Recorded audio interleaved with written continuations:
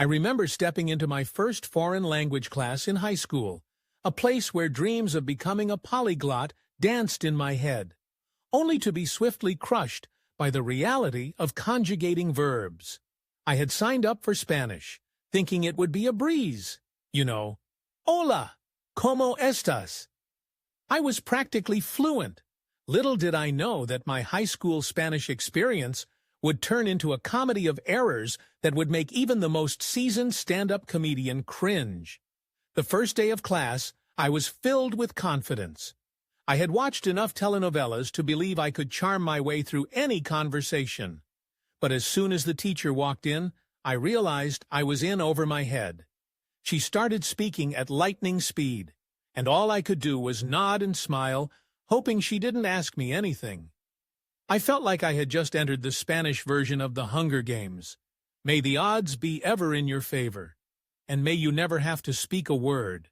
Then came the vocabulary quizzes. Oh, the vocabulary quizzes. They were like mini pop quizzes on my sanity. I still remember the time I was supposed to translate "I like to eat apples" into Spanish. Simple enough, right? But when I stood up to answer, all I could think was, manzana? No, that's not right. Wait, is it me gusta or me gusta mucho? In my panic, I blurted out, me gusta la manzana. The class erupted in laughter, and I realized I had just declared my love for the apple rather than my preference for eating it. Who knew apples could be so romantic? And let's not forget about the infamous group presentations. You know, the ones where you're supposed to work with your classmates to create a skit in Spanish. My partner and I decided to do a scene at a restaurant. I thought I was nailing it, confidently ordering dos tacos and una cerveza, only to realize halfway through that I was supposed to be the waiter.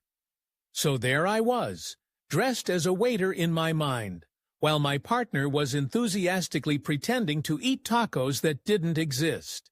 The only thing I served that day was a hearty helping of embarrassment, garnished with a side of confusion. The highlight of my language journey, however, had to be the annual language fair. Each year, students were encouraged to showcase their skills, and I thought, why not go big? I decided to perform a song in Spanish. I picked a classic, La Bamba. I practiced for weeks, convinced I was going to be the next international sensation. The day of the fair arrived, and as I took the stage, I felt a surge of adrenaline. I opened my mouth to sing, and instead of para bailar la bamba, I belted out para bailar la banana. Gozo. The audience was in stitches, and I was left wondering if I should start a new career as a fruit-themed musician.